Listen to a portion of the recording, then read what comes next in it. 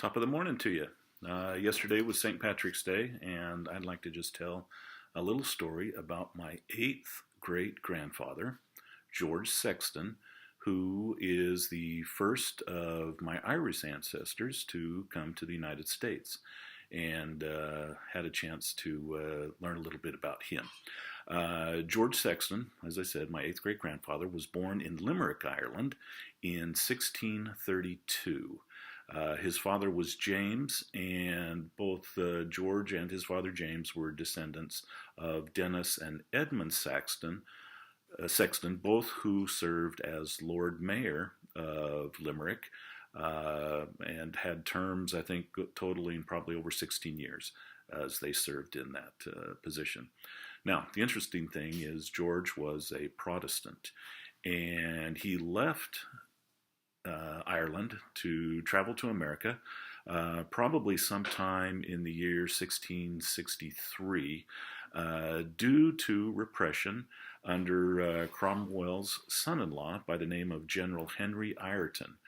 And at that time, lands were confiscated, towns were destroyed, taxes were increased, and people were sent in chains to the West Indies, or they were forced to work on their own lands, which were now run by the English.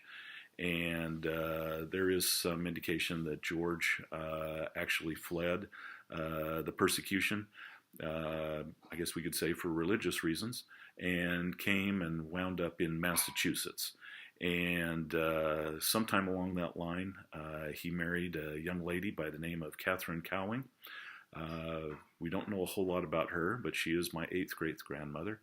She was either born in Massachusetts or she was born in Ireland. George and Catherine were either married in Ireland or married in the U.S. There are contradicting statements about that. What's interesting is we haven't been able to find any ship logs or registers of the ship that George Sexton sailed on to come to Massachusetts.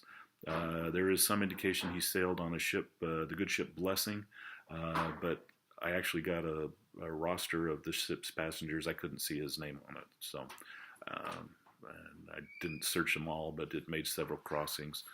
Any of them I couldn't find around that time frame didn't work out. So actually, we have a special treat for you today. We are going to go on location, and so I'm going to turn it over to Greg. If you'd pick it up. Are you there? If you can take it from here. Thanks for stopping by again. We are on location today in Limerick, Ireland, and we are here at the St. Mary's Church, otherwise known as the Cathedral of the Blessed Lady. And in here is buried George Sexton, and as we came to look for his burial location, we could find there was a Sexton vault. It was a family vault, but that vault was not created until the 1700s, and George actually passed away in 1669. So there is no real record of where he is kept. The records didn't start until the late 1700s. So I went inside, asked one of the curators. They gave me a name and an address of somebody to write to. So that'll be the next thing that we do. But I just wanted to give you a sense of, it's a beautiful old cathedral built in the 1100s, and it was really a pleasure and an honor to be here today. And Greg, I'll turn it back to you to finish the story. Okay, thanks, Greg. I appreciate you sharing that information. We'll look forward to hearing what information you get from the church there in Limerick, if they have any information. I should point out, though, that you made one mistake. You kept talking about George. George is the one that sailed from Ireland to the United States, or actually to Massachusetts. So you kind of got that wrong there. It was actually John that you were probably wanting to look for, and hopefully you put John's name in that letter. As well as maybe Dennis and Edmund too. We'd find that out. So just wanted to point that out, that you got that mixed up. Okay, stop it. Okay, I think I made him a little bit mad, but I'll work with him afterwards. We'll get that straightened out. So anyway, just to finish the story real quick, George wound up in Massachusetts, and of course when he got there, there were a lot of I guess we could say people who were supportive of Cromwell.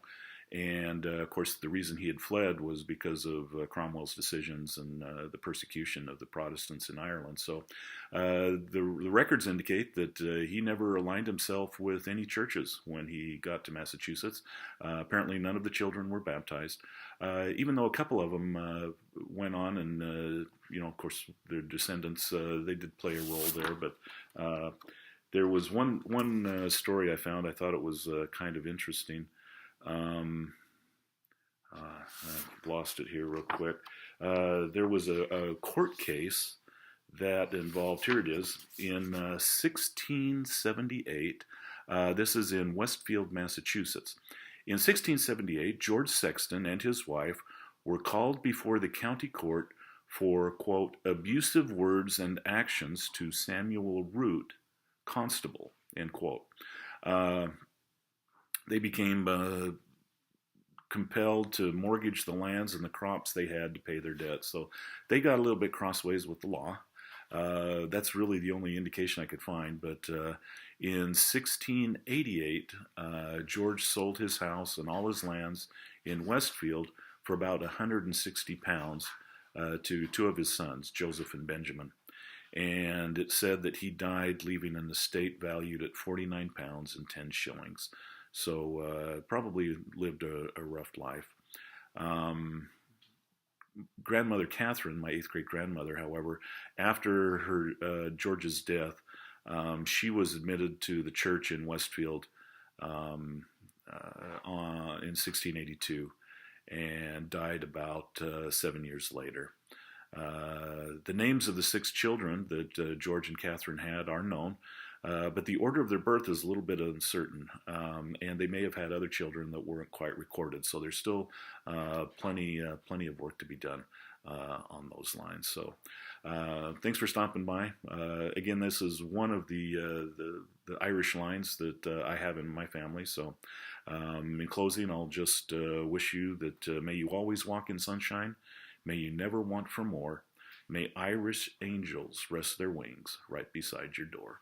Thanks for stopping by. We'll talk to you next time.